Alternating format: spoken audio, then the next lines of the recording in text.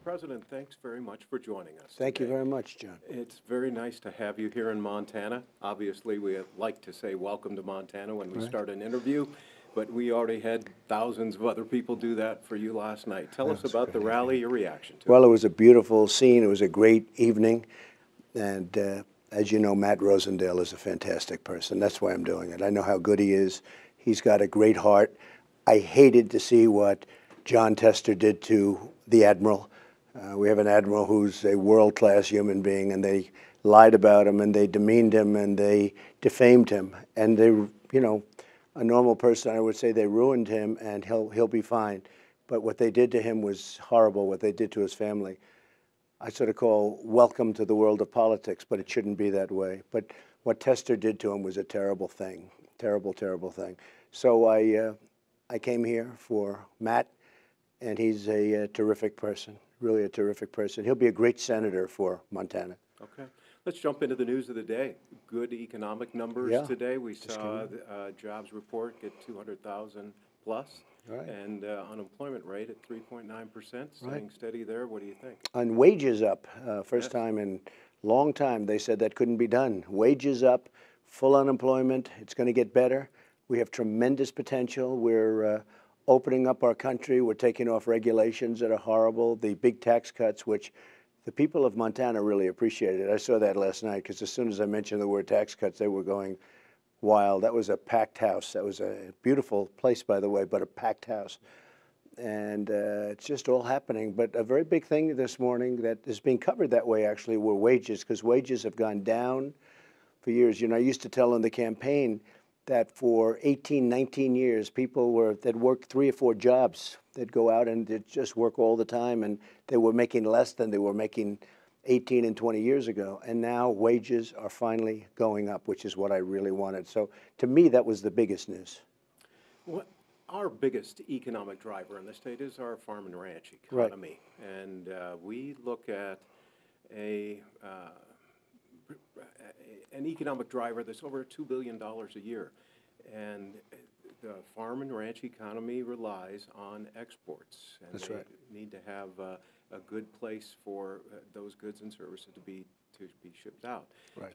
There are some farmers and ranchers who are nervous with new trade agreements looming out But they're with me all the way because they know I'm doing the right thing. I mean, I know exactly what you're talking about. And they are. They're a little bit nervous, but they have confidence in me. They have trust in me. We're opening up barriers. You see what I'm doing with Canada as an example. Canada has not treated us well. And big barriers. They pay, you know, there's a 300%, think of it, 300% tariff if you sell dairy products into Canada. We're saying we're not playing this game anymore. They have a tremendous, you know, if we look at our surplus with Canada, it's not a surplus. It's a huge deficit. So we're changing and we're being tough and let them be tough.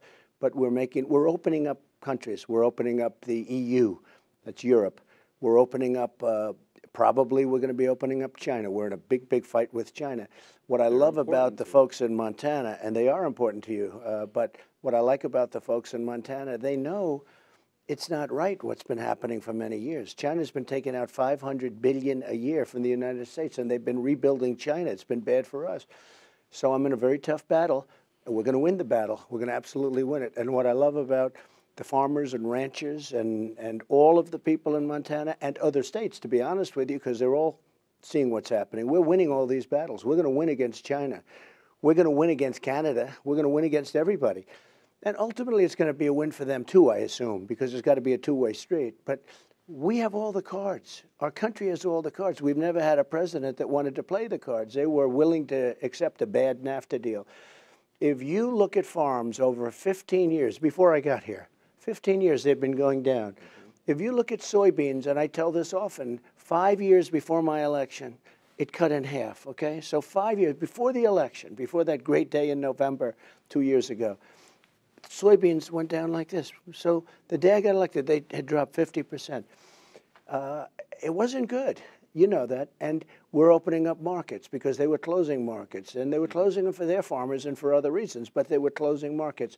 We say if you want to play the game and if you want to be with the United States, you have to open up your markets to our farmers, to our ranchers. You have to open up your markets. And the people of Montana, they know that. And you know who knows it better than anybody? Matt Rosendale, because he's pushing me, make a great deal for our farmers, for all of our people, and for the country. Right. But Matt Rosendale, the first thing he said when I met him last night is, please make a great deal for the farmers. And our ranching community loves Mexico and Canada. Right. And so they're also looking for you They're to going do to be a happy. deal with Canada. Well, we already have a deal with Mexico, right. which is a much better deal than we had. We had a horrible deal. We were losing a fortune. We were losing $100 billion a year on NAFTA with Mexico. It's just, what country wants to do that? So now we have a fair deal with Mexico, and we very well could have a fair deal very soon with Canada, or maybe not. And if we don't, we're going to do just fine, because we have another alternative that maybe is better, to be honest. But we'll see what happens. Okay. Coal is another big economic driver in this state. We rely on it for state tax income. You're still bullish on coal, even though the natural gas option looks Well, natural pretty good. gas is good, but we need coal also. You know what we need coal too? As a military alternative, because, you know, they blow up a pipeline, that's the end of your natural gas. With coal, you can dump it over there. You have 2 years supply at your big plants. You can truck it over the roads that are no longer in existence. You can do a lot of things. So, no, coal is very close to my heart. Clean coal. I won your state by 20 points. Yes. I won West Virginia by 42 points. I won every coal state by a lot. And we just had a rally in West Virginia. It was unbelievable. Same thing as last night. You know, it's really pretty much the same everywhere. They like what I'm doing. And coal, I just looked out the window, and there was a train, the longest train I think I've ever seen. 110 cars. And probably. is that a standard, like 110? Could it be a little bit longer if they wanted? Why is that? Is that an actual standard? That's what they roll with. Oh, really? Okay, well, then it was 110 cars, and every one of them was loaded up with coal. And they say 2 years ago you wouldn't have seen that scene. Yeah. So it's pretty good. Okay. The coal people like me, and I like them, the miners. Let's talk about a couple of things in current events. Sure. Right at this moment, I saw this morning on Twitter, you mentioned Bob Woodward's book, yeah. Fear and Calling It a Sham. What did you see in that you didn't like? Yeah, well, it's a scam and a sham. Okay. But I'll tell you what I didn't like. I'm quoted as a fool, because if you look at the way, I don't speak that way. I'm highly educated. I went to the Wharton School of Finance. I don't speak that way. They're giving quotes. Now, if these quotes even exist, I don't know. Do they make them up or what? They say they got them from a lot of people. Now, General Matters, who's highly respected, said he never said that, and he gave the most beautiful renunciation of the book. General Kelly, the same thing. He said, I never said that, and he gave... And if you look, many of my cabinet people, many of the people that were quoted said they never said that. They never said that. And I actually said in the tweet this morning, I said, look, if I spoke that way, I'd never be president. I did it last night. I said, if I would act like the way they say, I'd never be in front of you. And I'll speak for an hour to an hour and a half in front of massive crowds, usually without even notes. You don't do that unless you're very capable, very, very competent and capable. So these books are terrible, where they can write anything they want. They can make up the most horrible statements. One person said he was in a room and I was so good. So it was this morning. He was interviewed. He said, I was at that meeting. He was so good. It was a military meeting. But the way they phrase it, it sounds like a fool. I don't talk that way. And if I did, you would have found it out over the last 2 years. You would have found it out during a campaign where I took down 17 Republicans and Hillary Clinton, and I guess you could say Bernie too, because in a certain way I had to take him down. But I beat everybody, and beat them badly. A foolish person wouldn't be able to do that. They would have been long gone. So books are, I've had some very good books written. Judge Janine, so many of them have come out. Greg, I'll tell you the book on the whole Mueller investigation, that the scam of Russia, this whole scam that's going on, there's no collusion. Very interesting in the book, they hardly talk about collusion. Mm-hmm. You know why? And he would have loved to. That's his business, right? You know why they don't talk about it? Because there was no collusion with Russia. So I'm overall, I have to say, the publicity we've been getting has been really good. This letter that was written to the New York Times with nobody knows who it is. Right. I think it's really turned around and hurt the New York Times. It makes them look so bad. And We'd I like think to know who it was. Oh, I think it's a disgrace. Because normally if somebody wants to write something bad, that's okay, because you can go back at them and you debate the issue and somebody comes out on top. You don't know who this person is. It may be a low-level person just writing a letter. You know, we have thousands of people working over there. So I think it actually has turned to a point where the New York Times is looking very foolish. All right. And very bad.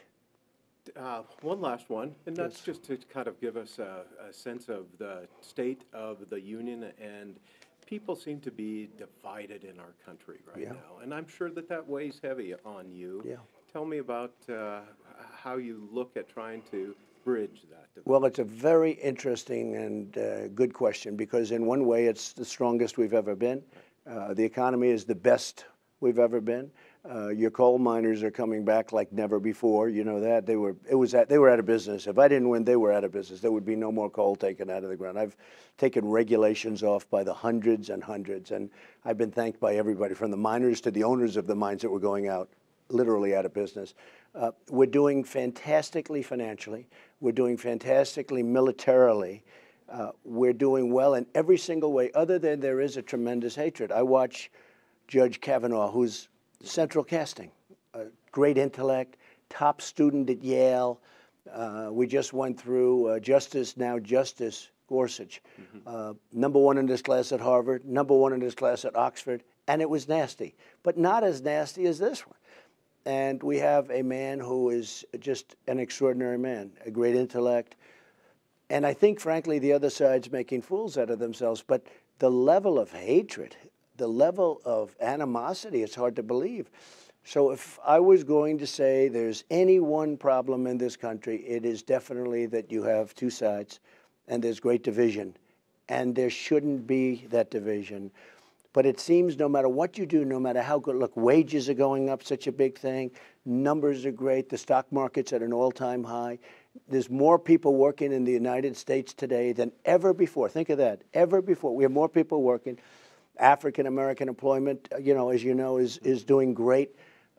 Asian employment, Hispanic employment, women's employment, every single stat is fantastic. The only thing, you hit it, the only thing that troubles me is when you see an economy doing so well, a country doing so well, and yet there's this level of division and hatred, and that's a shame, and maybe we can do something about it. I hope so. Okay, one more shout out to the people of Montana. Well, you're very special people. I want to thank you for that 20-point victory, and I will say this, Matt Rosendale is a winner. Successful, really loves you, loves this state. He's going to be a fantastic senator.